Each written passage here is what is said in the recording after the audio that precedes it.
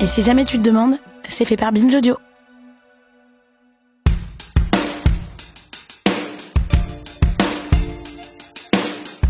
C'est un des visages de la politique française des années 2020. Bruno Retailleau s'est imposé en quelques années comme le leader d'une droite qui cherche à remonter la pente depuis la défaite de Nicolas Sarkozy en 2012.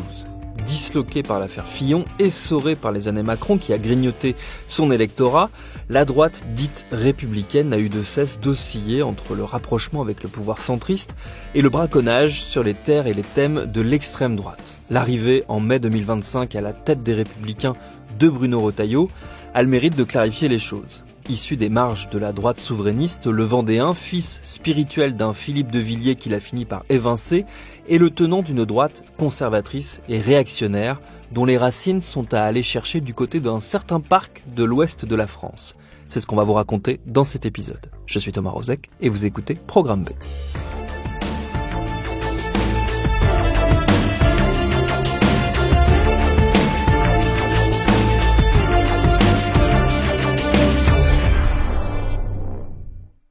Sur la proposition du Premier ministre chargé de la planification écologique et énergétique, le Président de la République a nommé M. Didier Migaud, garde des Sceaux, ministre de la Justice, Mme Catherine Vautrin, ministre du Partenariat avec les territoires et de la décentralisation.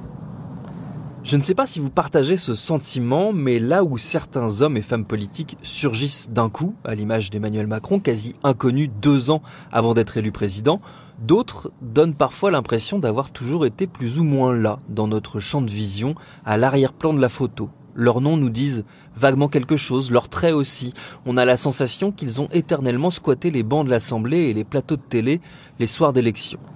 Monsieur Bruno Retailleau, ministre de l'Intérieur.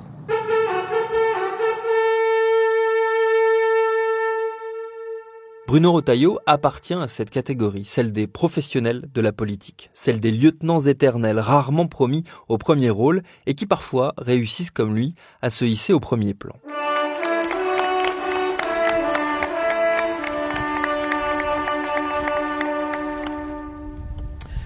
En cet instant, à la fois solennel et bien sûr émouvant, je mesure l'honneur qui m'est fait de pouvoir servir la République à la tête de ce grand ministère républicain.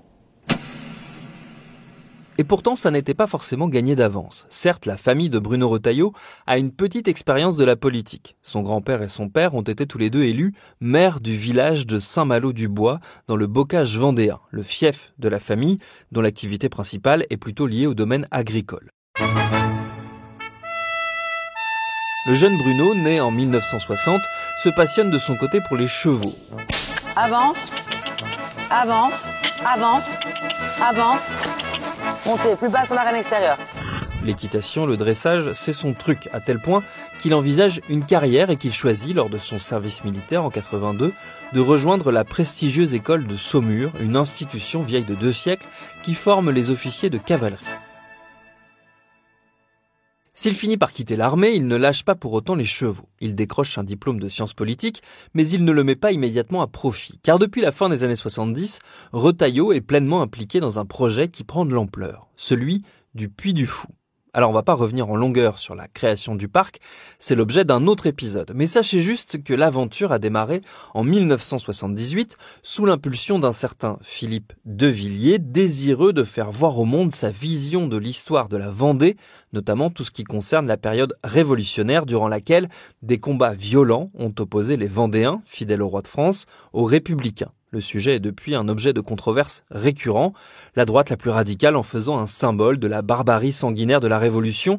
De Villiers, lui, a clairement choisi son camp et plaide pour la reconnaissance d'un, je cite, « génocide vendéen ».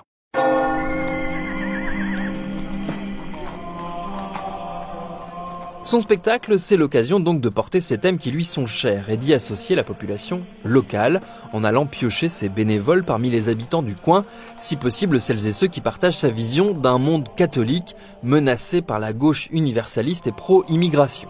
Dans les rangs des quelques 600 amateurs déguisés pour les débuts de ce qui n'est pas encore le parc du Puy du Fou, mais déjà un show d'ampleur, il y a Bruno Retailleau.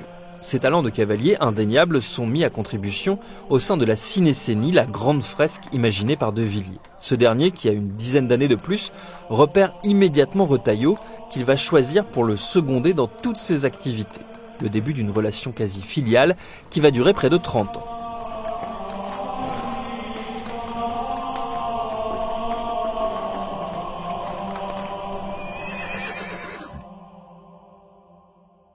C'est à partir de ce moment-là qu'on retrouve Retailleau aux côtés de Philippe de Villiers dans à peu près tous ses projets. Outre la Cinécénie, dont Retailleau assure la mise en scène dès la fin des années 80, il devient également président de la société qui gère le Grand Parc, directeur adjoint de la radio Alouette FM créée en 85 et directeur de l'école de communication Sciences Com. La droite traditionnelle ne convenant pas à mes convictions, j'ai attendu qu'un homme corresponde à celle-ci et j'ai trouvé mon bonheur auprès de Philippe de Villiers. Philippe de Villiers pose des questions que tout le monde se pose et que personne ne veut aborder.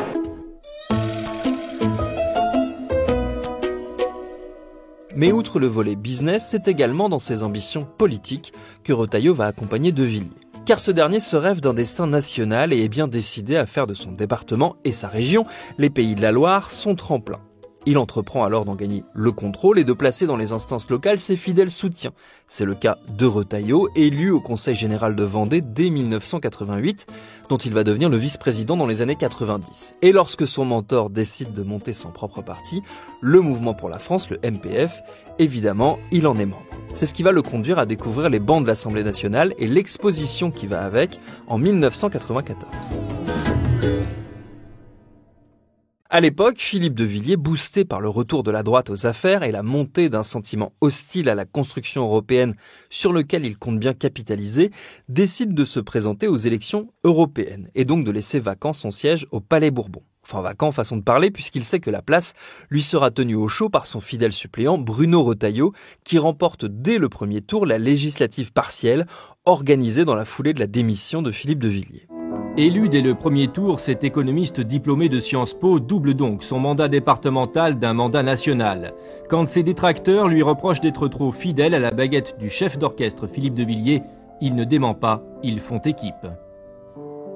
Ce qui sera important pour les Vendéens, c'est que nous serons présents dans tous les dossiers vendéens comme nous l'avons toujours été, avec maintenant la dimension européenne puisque Philippe siège à Strasbourg, la dimension nationale, je siégerai à l'Assemblée nationale, et puis la dimension locale, purement vendéenne, avec le Conseil général. Ce passage à l'Assemblée, il ne va durer que 3 ans. Un mandat court qui ne va pas faire de Retailleau un ténor de la droite, mais un mandat au cours duquel tout de même, il va avoir l'occasion de nous donner un aperçu de ses idées, qui sans surprise sont à peu près celles de son patron. Catholique pratiquant et rigoriste, Retailleau est notamment de ceux qui s'opposent très vivement à l'idée de la création d'un contrat d'union civile. C'est l'ancêtre de ce qui va devenir le Pacs, que la gauche, quand elle avait la majorité, voulait voir adopter et dont la droite, désormais aux commandes de l'Assemblée, ne veut pas entendre parler, avec des arguments très clairs portés entre autres par Retailleau. Le député de Vendée, Bruno Retailleau, lui, qui a réagi sur ce projet, y décèle quelques dangers. Bien entendu, chacun vit sa vie. Et c'est pas aux élus de dire aux gens comment ils doivent vivre. C'est clair. En revanche, il y a le problème de l'utilité sociale. Et derrière la revendication du contrat d'union sociale, il y aura une autre revendication qui va venir très très vite. C'est de donner l'autorisation aux couples, notamment homosexuels, d'adopter des enfants. Et je trouve que ça n'est pas admissible parce que c'est tout simplement contre nature.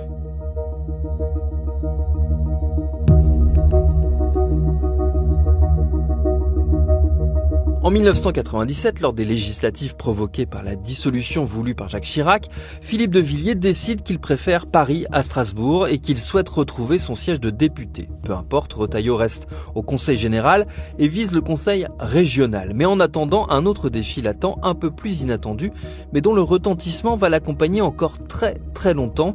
Ce défi, c'est la participation du Puy du Fou à Interville.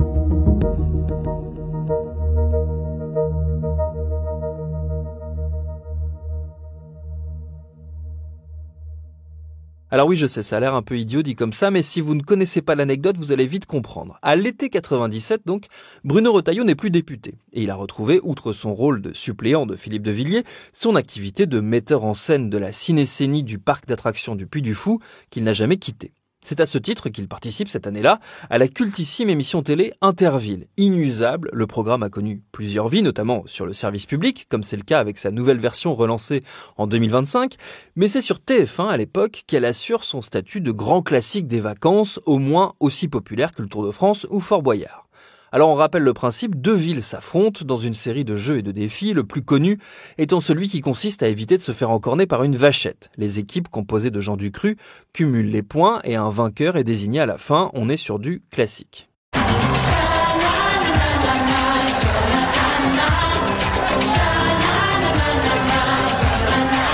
Pour des raisons qui nous échappent, mais qui ne seraient pas sans lien avec les puissantes amitiés de Philippe de Villiers, TF1 a choisi de faire concourir non pas la ville, mais carrément le parc du Puy du Fou. C'était déjà le cas l'année précédente, en 96, et le Puy du Fou avait gagné contre Pont-Saint-Esprit. Rebelote donc en 97, le parc est cette fois-ci opposé à Ancenis. Et Retailleau, me direz-vous, est-ce qu'on l'aurait contraint à courir au devant de la vachette au mépris de son statut de notable local ? Non, quand même pas. Ce qu'il faut savoir, c'est que, outre les épreuves de force ou d'habileté, il y a des questions de culture générale pour lesquelles on fait appel à des personnalités du coin. Histoire-géographie, enveloppe 1, Olivier. Voici la question. C'est dans ce petit groupe qu'on retrouve Bruno Retailleau, et c'est un succès puisque grâce à son aide, le Puy du Fou s'impose. Le 25 février 1922, Henri-Désiré Landru a été guillotiné à la prison de Versailles, sans jamais avoir avoué les meurtres dont on l'accusait. Quelle a été la dernière volonté de Landru ? Premièrement, il voulait se faire couper les cheveux. Deuxièmement, il a demandé un cure-dent. Troisièmement, il voulait se laver les pieds. Quatrièmement, il a demandé un coupe-papier pour le livre qu'il lisait. Quel est votre choix ? Un petit peu au pif, nous sommes d'accord pour donner le numéro 3. C'est-à-dire ? Il a voulu se laver les pieds. Il a voulu se laver les pieds. Bonne réponse ! Sauf que, en septembre 97, catastrophe. Le Canard enchaîné assure, photo à l'appui, que l'un des co-animateurs de l'émission, Olivier Chiabodo, a triché. Il a donné les réponses à l'équipe du Puy du Fou en indiquant avec ses doigts le numéro de la bonne réponse. Des accusations auxquelles TF1 et Chiabodo répondent d'abord par une plainte en diffamation contre le Canard avant que l'émission Arrêt sur image ne s'en mêle et prouve la supercherie en indiquant au passage qui était celui dans l'équipe du Puy du Fou qui relayait les indications de Chiabodo. Les comparses de l'équipe intellectuelle que j'ai interrogée m'ont dit que c'était bien ce monsieur à lunettes qui avait la bonne réponse. Bon, on a dit son nom, je me souviens plus. Oui, Bruno Retailleau. Bruno Retailleau, voilà. Le scandale va s'étirer sur des années. Il va faire l'objet d'une procédure judiciaire entre Chiabodo et TF1 qui a fini par le lâcher avant de le réintégrer puis de le revirer. Bref, c'est un véritable feuilleton. Retailleau, lui, n'a jamais été inquiété outre mesure. Il se contente de rigoler poliment quand on lui en parle. Il n'a jamais commenté ou nié le fait que oui, il a triché à Interville. Chacun ses zones d'ombre. Cet épisode, qui tient plus du ridicule que d'autre chose, il ne met absolument pas en péril la suite de la carrière politique de Retailleau. On le retrouve donc en 1998 à la vice-présidence de la région Pays de la Loire, aux côtés d'un homme qui, comme De Villiers, va être un partenaire décisif pour la suite, François Fillon. Pour autant, Retailleau se tient à distance du RPR et de l'UMP, la droite gaulliste classique, qui revient aux affaires dans les années 2000. Il faut dire que De Villiers n'a pas de mots assez durs contre la Chiraki, qu'il a tenté de saboter en lançant avec Charles Pasqua un parti souverainiste, le RPF, qui va rapidement disparaître. De Villiers en profite pour frayer discrètement avec le Front National. Retailleau, lui, vise désormais un siège au Sénat, moins exposé que l'Assemblée nationale, mais redoutablement influent sur la vie politique française. Une ambition couronnée de succès en 2004, année qui marque le début d'une longue relation avec le Palais du Luxembourg, dont il va arpenter les allées pendant 20 ans et où il va peu à peu tisser un réseau d'influence qui va le mener aux avant-postes de la droite. La droite, justement, elle vit, on le disait, dans ce milieu des années 2000 de profondes transformations, impulsées par celui qui est devenu son nouvel homme fort, Nicolas Sarkozy. Ministre de l'Intérieur, chef de l'UMP, il est le candidat de sa famille politique à la présidentielle de 2007. Un candidat victorieux qui emmène dans ses valises François Fillon, son bras droit, qu'il nomme Premier ministre. Retailleau, de son côté, n'a pas vraiment œuvré à ce succès de l'UMP et pour cause. Son mentor, Philippe de Villiers, était lui-même candidat à la présidentielle, vent debout contre la droite républicaine renvoyée dos à dos avec le Parti socialiste. Une campagne très à droite où le MPF s'adjoint les services d'anciens du FN. Et c'est une véritable débâcle. 2,23% des voix. C'est la cata. Et Retailleau, qui sent bien que le vent tourne, se tient à distance. Tout juste le retrouve-t-on au soir du premier tour, tentant de justifier le ralliement tardif de son patron à Sarkozy. Lui prêter des intentions de cuisine politique, de cuisine politicienne, ça n'est vraiment pas du tout le style de l'homme. En Vendée, nous avons une majorité départementale qui est diverse, qui est très très unie. Et vous savez, elle est unie pas du tout sur une plateforme politicienne par des arrière-pensées. Ici, on vous dira que le parti ne souffre d'aucune tension. L'on rappelle juste la réussite du Puy du Fou et celle du président du Conseil général, Philippe de Villiers. Reste à savoir si lors des législatives, les électeurs auront le même regard. Serait-ce le début de la fin ? C'est ce qu'on est tenté de se dire en voyant la suite des événements. Déterminés à ramener dans le giron de la droite les brebis égarées du MPF, les sarkozystes essayent de recruter Retailleau. En 2009, François Fillon souhaite le faire entrer au gouvernement comme secrétaire d'État chargé de l'économie numérique. L'info remonte jusqu'à Philippe de Villiers qui se fâche tout rouge. Hors de question de voir son dauphin prendre le large en solo alors que lui-même se prépare à mener une nouvelle campagne européenne. Il prend son téléphone et active tous ses réseaux pour faire capoter l'opération. Leur relation se tend et ça ne va pas aller en s'améliorant. Déterminé à tuer le fils, De Villiers vire Retailleau de la direction du Puy du Fou, puis lui retire le poste de tête de liste pour les élections régionales de 2010. Il le contraint de fait à claquer la porte du MPF. Cette fois, le divorce est consommé entre Philippe de Villiers et Bruno Retailleau. Ce dernier, sénateur de Vendée, a annoncé aujourd'hui qu'il démissionnait du MPF, le Mouvement pour la France, dont il était le vice-président. Depuis des mois, la brouille entre les deux anciens amis et partenaires ne faisait de mystère pour personne. Je ne sens plus la dimension collective de cette aventure, je ne sais plus où va le MPF et je ne sais pas non plus à quoi il sert. Et je crois que dans un mouvement politique, il faut d'abord se sentir à l'aise dans les objectifs, à l'aise dans la gouvernance, ou en tirer les conséquences, les conclusions. Et c'est la raison qui m'amène aujourd'hui à quitter le Mouvement pour la France.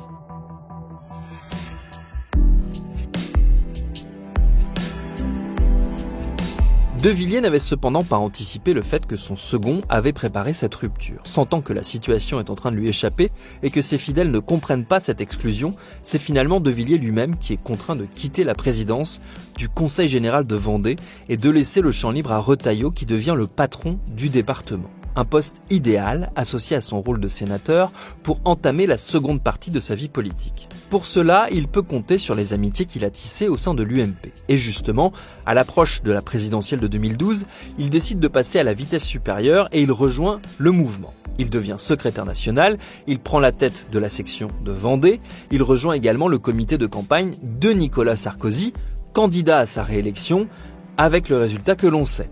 Le 6 mai 2012, c'est François Hollande qui le bat et qui devient président de la République. La gauche est de retour aux commandes avec une majorité historique, à la fois à l'Assemblée nationale et au Sénat, et avec dans sa musette quelques projets de loi d'importance, au premier rang desquels on trouve le mariage pour tous.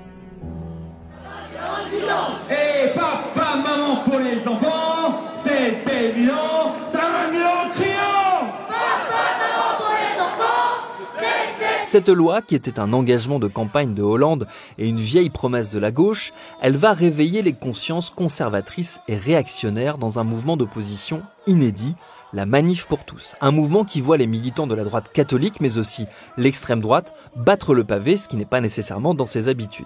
Certains élus de droite, eux, voient dans la Manif pour tous l'occasion de remobiliser leurs électeurs qui ont mal vécu les années Sarkozy. C'est ainsi qu'au premier rang des manifs, on voit fleurir des écharpes tricolores, dont celle de Bruno Retailleau.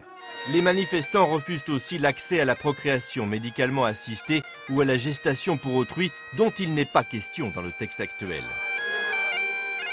On est en train d'essayer de nous faire entrer dans un engrenage où on aura demain la PMA, la GPA. On autorisera donc les femmes pauvres à l'étranger à louer leur corps pour que certains, dans les pays riches, puissent en profiter. C'est pas acceptable. De cette expérience de la Manif pour tous, Retailleau va garder des amitiés et des fidélités. C'est ainsi qu'il place à ses côtés, notamment à la région, des représentants de Sens commun, le courant de l'UMP issu de la Manif pour tous, et qu'il pousse en interne pour que certains d'entre eux entrent au bureau national du parti. Ils finiront par aller militer chez Éric Zemmour quelques années plus tard, chasser le naturel. Retailleau, de son côté, fort de son nouveau statut de leader de l'aile droite de l'UMP, vise la présidence du groupe au Sénat. C'est tout sauf un second rôle dans notre vie publique où les parlementaires ont malgré tout beaucoup de poids. Là encore, c'est un succès pour le Vendéen qui accède au poste en 2014 et le conservera pendant 10 ans. La même année, il s'offre une polémique qui assoit un peu plus son statut à droite. C'est celle des crèches de Noël. Certains d'entre vous s'en souviennent sans doute. À l'époque, la justice saisie par des associations impose aux administrations qui accueillent du public de retirer les crèches de Noël que certaines avaient l'habitude d'installer chaque année. Parmi les espaces visés, le Conseil général de Vendée, dont le président, souvenez-vous, n'est autre que Bruno Retailleau. S'il décide de se soumettre à la décision du tribunal administratif, il en profite au passage pour se poser en défenseur des racines chrétiennes et des traditions millénaires de notre beau pays menacé par le multiculturalisme et la gauche bien pensante. Est-ce que demain on va débaptiser par exemple les Saint-Malo-du-Bois, les Saint-Laurent-sur-Sèvre? En Vendée, on a une tradition dont on a hérité avec, dans beaucoup de carrefours, des croix de granit. Voilà. Est-ce qu'il va falloir, là encore, les détruire? Parce qu'alors là, la croix, ça renvoie clairement à un symbole religieux. La justice finira par se dédire et par lui donner raison, ce qui ne va faire que renforcer sa position grandissante dans les rangs de l'UMP devenus les Républicains. Le parti en fait son candidat pour les régionales de 2015 dans les Pays de la Loire. Élection gagnée, il en devient le président. Un poste jadis occupé par François Fillon, dont il est toujours aussi proche. Ce qui lui permet de rester au plus près des cercles du pouvoir. D'autant plus que son nouveau champion est sur les rangs pour l'élection présidentielle qui se profile en 2017. Une campagne qu'il compte bien mener sur tous les thèmes chers à la droite réactionnaire, dont Retailleau est l'un des visages. Rejet de l'islam, des réformes sociétales chères à la gauche, remise en question de l'État social au nom de la lutte contre l'assistanat, cadeaux fiscaux aux grandes entreprises, coups de rabot sur les administrations, bref, tout le bréviaire du libéralisme conservateur, tout pour plaire à Retailleau et à ses soutiens.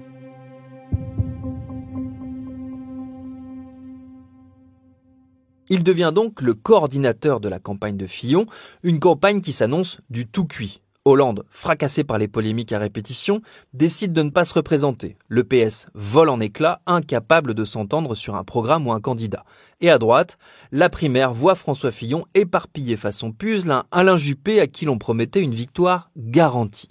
Tout semble sourire au candidat des Républicains. Mais voilà que déboule le Pénélope Gate, les accusations d'emploi fictif qui visent la femme de François Fillon, avec des preuves en cascade, une ouverture d'une enquête judiciaire, une mise en examen et un candidat qui s'entête refuse de céder la place alors que la plupart de ses soutiens d'hier s'évanouissent dans la nature. Tous, sauf un, Bruno Retailleau, qui court les plateaux télé pour défendre son candidat, niant l'évidence du carnage qui s'annonce. C'est une campagne terriblement difficile.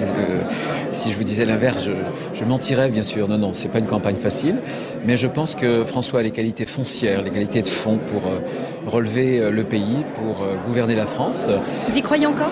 Bien sûr, mais je pense qu'il va gagner, vous verrez. Bon, je sais que c'est pas très sympa de ressortir cette archive quand on connaît la suite et l'humiliation de l'élimination dès le premier tour de Fillon, qui depuis bataille devant les tribunaux. En juin 2025, il a été définitivement condamné à 4 ans de prison avec sursis, 375 000 € d'amende et 5 ans d'inéligibilité. Et il a décidé d'aller en cassation.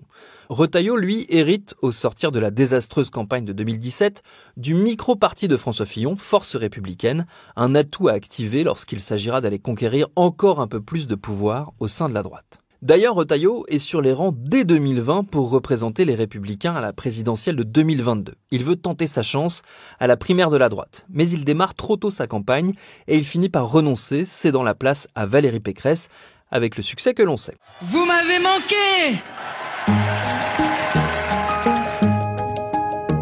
Retailleau, lui, se contente, entre guillemets, d'aller batailler pour la présidence des Républicains. Ce sera désormais son objectif, rejoint ainsi la partition de Nicolas Sarkozy, qui avait d'abord conquis le parti avant de s'attaquer à l'Élysée. Mais son moment n'est pas encore venu. C'est Éric Ciotti qui rafle LR, ce qui va lui être fatal puisqu'en 2024, lorsqu'arrivent les élections législatives anticipées, le choix de Ciotti de s'allier au RN signe son éviction du parti et ouvre la perspective d'une nouvelle présidence à droite.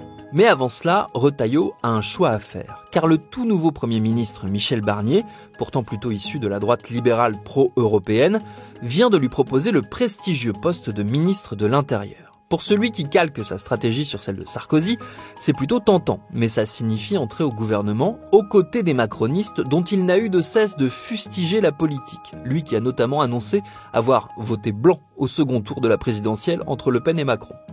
Les principes résistant souvent assez mal aux ambitions et à l'appel du pouvoir, il accepte malgré tout et devient ministre le 21 septembre 2024. Eh bien, la politique que nous ferons, c'est la politique du peuple souverain. Avec 3 priorités, vous les retiendrez facilement. La première, rétablir l'ordre. La deuxième, rétablir l'ordre. La troisième, rétablir l'ordre. Parce que je crois à l'ordre. Son arrivée place Beauvau ne va pas sans quelques grincements de dents, notamment du côté des anciens fidèles d'Emmanuel Macron, à commencer par Gabriel Attal, l'ex-premier ministre, qui ne manque pas de rappeler le pédigré de Retailleau, notamment en ce qui concerne son opposition farouche à tout ce qui ressemble de près ou de loin à une loi sociétale faisant bouger les lignes en profondeur. Car outre le mariage pour tous qu'on évoquait plus tôt, Retailleau s'est opposé à l'ouverture de la PMA, évidemment, mais aussi à l'inscription de l'IVG dans la Constitution, à la création d'un délit d'entrave à cette même IVG, ou encore à la loi contre les thérapies de conversion, ces méthodes ultra-violentes et homophobes qui visent à « guérir » entre guillemets de l'homosexualité. Un historique qui s'ajoute à toutes ces prises de position contre l'islam, contre le prétendu wokisme, pour l'abaissement de la majorité pénale à 16 ans, pour l'instauration d'un délit de non-assistance à Français en danger, et j'en passe. Ces états de service, ils laissent entrevoir ce que va être le passage à l'intérieur de Retailleau et de sa garde rapprochée issue pour la plupart des réseaux vendéens, c'est-à-dire la victoire au moins idéologique de la droite, celle qui ne se cache plus d'aller braconner sur les terres de l'extrême droite, dont ces cadres sont en partie issus. Retailleau d'ailleurs ne se gêne pas pour donner des gages aux courants les plus virulents, sans doute dans l'optique de faire venir à lui leurs électeurs. Comme lorsqu'à peine arrivé au ministère, il affirme que l'état de droit n'est ni sacré ni intangible, ou lorsqu'il profite d'une réunion publique pour saluer début 2025 les féministes identitaires de Némésis. Némésis, je voudrais féliciter les jeunes dames que j'ai vues. Bravo pour votre combat, vous savez que j'en suis très proche. Et tant pis si Alice Cordier, à qui il adressait ce petit mot gentil, est une activiste acharnée et radicale d'extrême droite. Retailleau tentera plus tard de prendre ses distances en prétendant qu'il ne savait pas vraiment quelles étaient ses idées. Ça ne convainc pas grand monde, ça ne l'empêche pas pour autant de rafler la présidence des Républicains en mai 2025. Conjuguant la double casquette de ministre et de chef de parti, il devrait être aux commandes des municipales de 2026. Si elles sont couronnées de succès pour la droite, alors on pourra parier sur une candidature de sa part en 2027. Peut-être qu'il comptera alors parmi ses soutiens son ancien mentor, Philippe de Villiers. En 2024, les deux hommes ont mis en scène leur réconciliation sur les quais du Vendée Globe. J'étais très heureux qu'on puisse se retrouver ici sur les pontons du Vendée Globe, parce que c'est une aventure qu'on a vécue ensemble, parfois une épreuve d'ailleurs, et on s'est rappelé nos souvenirs. Et je l'ai félicité pour ce qu'il fait. Il fait ce qu'il doit faire et il le fait bien. Merci. Je parle de Bruno. Bruno, il a trouvé son cap. Revenu discrètement en politique, jamais vraiment loin lorsqu'il s'agit de mobiliser toutes les nuances de la droite réactionnaire, l'ex-candidat souverainiste pourra peut-être aussi à nouveau rêver d'un destin national, mais comme second cette fois-ci.